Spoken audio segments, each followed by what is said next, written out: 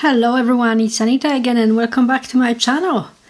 So the last day of the event. Wow, it was super intense. That's why I decided to actually tell you about it on a separate video. Otherwise the video would be too long. Anyway, I had few realizations during this event which I wanted to share with you. So first realization happened actually when we did one of the meditations. I don't even remember which one it was. I think it was kaleidoscope, but I'm not sure entirely. However, the realization came to me. It came to me when Dr. Joe said, now open your eyes and come back to your... No, sorry. He said that in a different way. Come back to your new body and a new life. Open your eyes. Something like that. And I had one realization that really made me laugh at that moment.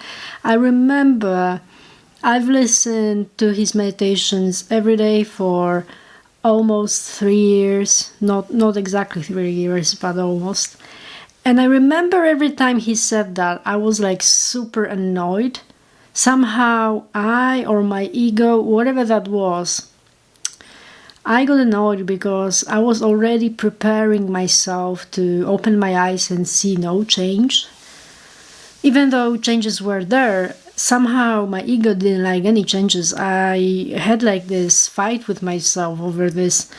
And I remember how annoying this phrase was for me, even though it shouldn't be, but it was. And during the event, when he said that, suddenly I realized that I was annoyed by this, and at the same time I started to laugh because I understood that he actually really means it. He actually really means it when he says that to us. He really believes that when you do the meditation, somehow you enter a new timeline, you welcome a new life, a new body, and he really means that when he says it, and it comes from his heart. I could feel that, and I was like, oh my god, he didn't say that to annoy me, he really actually means it. Like, suddenly I realized that what he's saying is true. And to make this experience even more funny, I remember he actually said that during the talk to us, that when he says these words, he really means it. And I'm like, are you in my head? So that was funny takeaway, but that's not what was so spectacular about that day. That was just first realization I had. And I think I'm mixing things up because the last day actually started from a walking meditation. Now, the day before he said that, oh, I will give you more time, let's see each other outside at 6:45, let's say. So you have 45 more minutes to sleep. And I remember I didn't really sleep that well. I would wake up at about 4. And actually what woke me up was the storm outside. So I could see like flashes of light. I didn't know what was happening. And I'm like, what is going on? I'm opening my eyes and I'm like, oh, wow, there is a storm ongoing. And with, lightnings, with the sound of the lightning, and it's pouring rain with buckets. We say in Polish, it pours like someone pours it from a bucket. And I'm like, wow, I wonder what's gonna happen during that walk, because there's 2 hours left. And it's not that I panic. I was more like, I have a feeling it will blow over, but at the same time there was this stress about it. Oh, what if it continues to rain? And I was super happy that I actually took a very warm hoodie and a rain-proof jacket that I used to wear when I go fishing with my boyfriend. So I was like, okay, I will wear just layers and I wasn't really so worried about being struck by lightning. I was more like worried about my headphones because they are not waterproof, but they're actually quite expensive, and it was a gift from my boyfriend, and I didn't want to ruin them during that event. And of course, I meditate with them every day, so I'm a little bit attached to it. Anyway, when the time came to actually go out, my roommates were already up.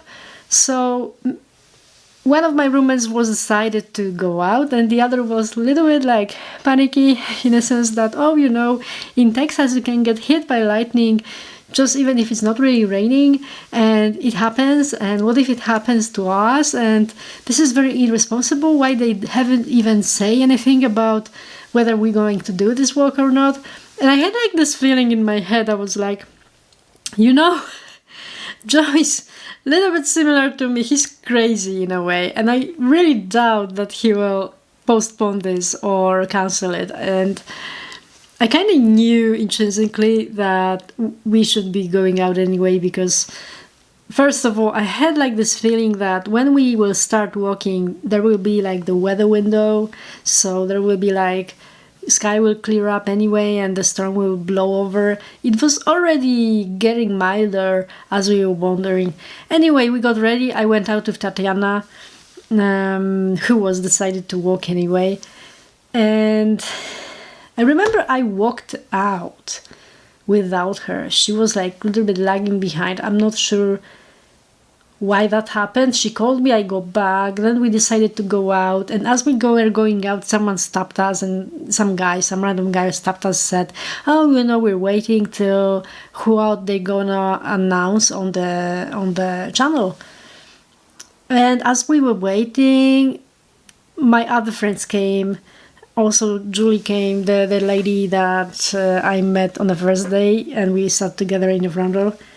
And we started to joke that, well, actually, if the storm is continuing, well, we have this headset and everything, and if you're gonna go into plain field, it's like asking for it. And when I said that, she laughed. She was like, oh yeah, we're asking for being struck by lightning. Anyway, somehow, I'm not sure how, but we finally decided to just go. I mean, what else could happen? And I went out with Julie, and we were under this, there was this pavement, and there was like kind of a roof over the pavement until some length of the pavement. So we went all the way to the end of this roof, and I said to her, okay, how about we just start tuning into our hearts now under the roof, and then we just continue to walk to the field with everybody. And she was like, yeah, that's actually a good idea. We will be less wet, or how did she say it? I don't remember. Anyway, she meant that we will be dry longer because it was pouring rain again. And yeah, and that's what we did. And funny thing, as we stopped tuning into our heart and we heard the command in the meditation to just walk, that's when the rain actually became like very, very weak, like barely noticeable. So it was actually pleasant to go. And funny enough, I started the walk with her, but somehow we walked different ways. And I remember there weren't many people in the field at that time when I was on it. I went down from the pavement to this field, and as I was walking, I was kind of attracted to a very vividly green patch of grass that I actually wanted to stand on. So when Joe said, now stop, I had few steps to reach that spot. Somehow something just guided me not just stop where I'm standing, because I move a lot when I stand during those walking meditations. So I just stopped on that patch, and still I didn't see many people. So I thought, yeah, how it feels for me, right? So I didn't think much, and I just closed my eyes, and I really started to move like in a very coherent Tai Chi way. I was doing many poses that I would say I wouldn't even attempt to do while being awake, because obviously I would probably sprain my ankle or do something worse to me. But somehow I trusted the unknown and the energy, and it was guiding my moves. And I really had so much fun. I remember I had this towel over my shoulder, but I was moving so much it kind of fell away somewhere. I didn't open my eyes. I just were like, okay, the towel can lie there in the grass. And then suddenly I started to like feel that something is like pushing me forward to my knees. So that's what I did. I kind of went on my knees in this grass, even though it was wet and it wasn't super comfortable. But at that moment, I really didn't care. And I put my hands on the heart, and at that moment, I actually had another realization that my life is actually a gift, and I became super grateful to have this life. And I kind of had this knowing that I actually chose this path. It was my choice to be here, not just on the event, but generally it was my choice to come here. And I understood how big of a gift it is to actually be alive and be a human being on this planet. So that was another realization. And then I kind of felt like there is baggage within me that I needed to let go. And I started to forgive first myself for all the times I allowed people to walk over me or to be mean to me. There were situations because I used to be a people pleaser. I used to allow people to treat me in a really crappy way. I even expected them to do that. I wouldn't tell them off if they attacked me verbally or if they just teased me verbally, but in a very nasty way. And I used to have many colleagues and friends like that, especially during the studies or even earlier in my high school times. And I started forgiving first myself for allowing others to treat me this way. And then I started to forgive also all these crappy people that did that to me. I was forgiving continually everyone that I felt that I had to forgive. I don't know how to express it in a more clear way. And as I was forgiving myself and other people, I felt that this energy is still pushing me forward. So there was this moment where I was actually curled up on the grass with my hands also on it, and my head was on it, and I was like, I don't know, I was just in that grass, and I don't even know when, because I had 2 hoods and headphones, but a photographer came and actually made a picture of myself on that grass. And now that I look at it, I see this transformation happening in that moment. It was so touching to see this picture afterwards, because it's like an evidence for me, at least, that I came through this transformation there, then and there, on that grass. Some part of me just was left on that grass, really, and it was so amazing. And as there was a command to open my eyes and walk, I remember I opened my eyes and I was like, where is my towel?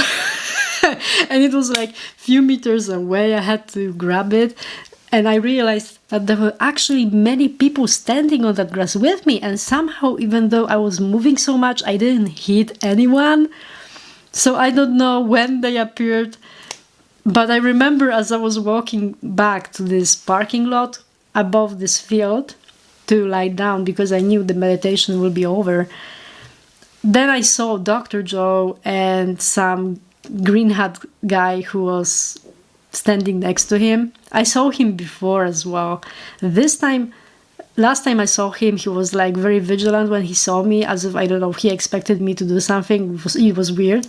But this time he was more really shocked he looked at me and he had a very shocked face. So I don't know what shocked him so much, but I was like having a moment. I was still opening my heart. I was holding my hands on my heart. I was crying, and actually, to be honest, I saw only that green hat guy, and I saw Dr. Joe actually at the last moment when I was like passing them, which was kind of funny.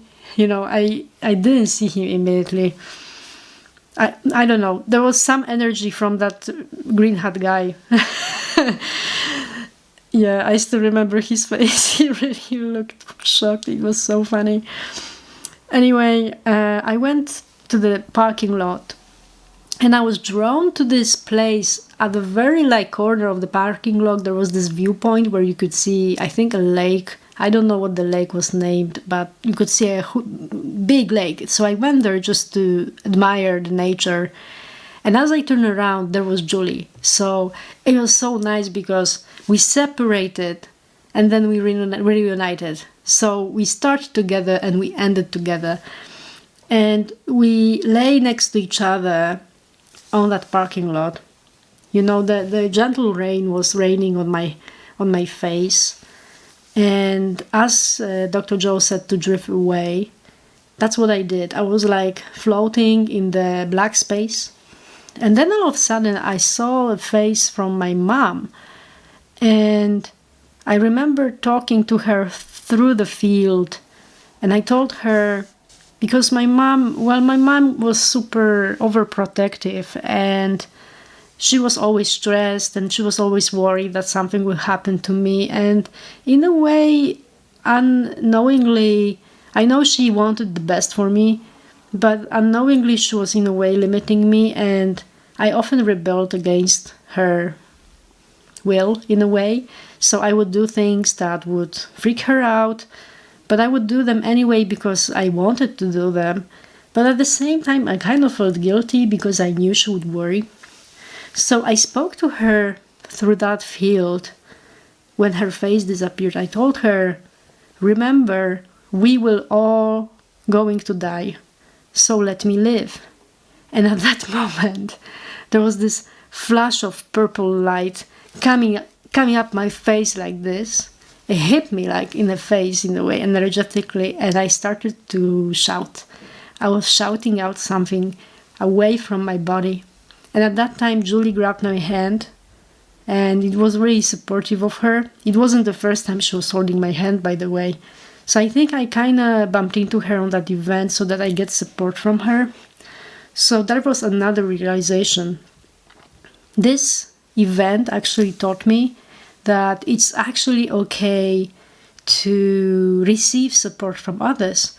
I used to have big problem with that, and I used to always wanted to figure out things for myself. I wouldn't ask for help because I would think, okay, people are busy, I don't want to bother them. But it's okay to actually ask for support. It's nothing bad with that. I mean, many people do that and they're fine. It's actually great if you allow someone else to help you. So, yeah, so in a way, I kind of got transformed during that walking meditation. It was really amazing. And I told Julie afterwards about this, that I know that I'm healing, and I know I healed something, and my relationship with my mom will improve. I kind of know this because there is I don't have that weight on me anymore, and energetically I think I healed this pattern, and she will also not worry so much about me anyway from now on. I kind of know this. And as I was telling her this, I forgot my eye shades. I always used to use very crappy eye shades, and somehow I forgot them. And Julie had more than one, and she gave me one. She actually brought me it, and I told her, oh, look what it says. It actually says knowing by heart. So as I was telling her that I know something changed with me, she gave me eye shades that say knowing by heart. And I'm like, wow, this is amazing. And I was looking at them, feeling like super like shocked but also happy. And she told me, okay, actually these are for you. And I'm like, are you sure? And she's like, yes, I didn't pick anyone over other. I just grabbed a random shades that I had. And now that you told me the story, I really feel that these are for you. And I'm like, really? I just couldn't believe it. And she was like, yes, just take it, because I have many of these eye shades at home. I just can't stop buying them. And I laughed because I never bought any eye shades from Dr. Joe Dispenza's site. I was using really crappy ones, thinking that there would be enough. But as I actually put these on, I realized, oh my God, they actually block all the light. This is like, yeah, so Julie, if you watch this, thank you again, because this is like next level of experience for me now. I meditate with these, and it's amazing that no light distracts me. I can be really in the blackness. So yeah, but that's not all. On the last day, there was this last healing. So I decided to receive again, because I was meant to get 3 sessions. So I will do my best to allow to receive. And as I was lying, I again imagined that I opened my heart to receive the support from others. So you know, the whole event was about that, really. And you know, people came. Dr. Joe did his thing, and I did mine. And this was, I think, the best coherence healing, one of the best coherence healings I got, because first of all, I touched everyone at the very beginning. Before they even started to do much, they were just tuning into their hearts. Some force rolled me on the feet of healers from one side, and then I was rolled back and touched the feet of all the healers of the other side. So my body touched everyone. Again, I was touching everyone in that sense. And then I was rolled back into the middle. So that was quite interesting. And I remember I didn't really feel that much energy going toward me. I'm not sure, but I didn't really put much consideration towards it. I just allowed to be the way it is. I didn't judge. But something very interesting happened at the end when Dr. Joe said that, well, open your eyes, wait for your patient to come back and give them support, whatever. And I used to always like be able to get up immediately and thank everybody. But this time I just kind of like couldn't. I felt like there was something that wants to get out of me. And I was crying, but not crying completely. So there were tears coming out. But I was like in a fight with myself over this emotion. I really don't know what the emotion was. I mean, I didn't really feel particularly sad. I actually, if you ask me, I don't remember. But I remember there was the tears were coming out of me, but not entirely. I was like holding it back. And there was this lady, the same lady. That was very interesting. This lady was observing me, and I remembered her because she was on my second healing as well. And she came all the way from Afghanistan to United States. Her name was Lima, and that's what I remember. And she looked at me and she was like tapping me on my shoulder, saying, "It's okay, let it go. It's okay, let it go." And I'm like, I was like fighting with this. I used to have this pattern to hold back my tears. But at that moment, I kind of gave in. And I tell you, I never cried like that ever in my life. It was like very, very interesting cry, because it was super relieving, but there was no sounds. I didn't like have this kind of like face you make when you cry. My face was calm, but the tears started to come out from the sides of my eyes. Sorry guys, my battery died. Anyway, I was crying from the outside corners of my eye, and it was very peculiar, something I haven't experienced ever. And it was something very relieving about that. I don't know what it was I was releasing, but later on I met someone who told me that when you cry from the front corners, it's grief. But when you cry from these corners, it's like your soul is cleansing. So very, very interesting, and I don't think I will ever forget this experience. And that same person told me that I should recreate in my mind all the healings I received during that event to keep me going on my journey to healing, because she already sees me as healed. But I have very strong ego that I fight with.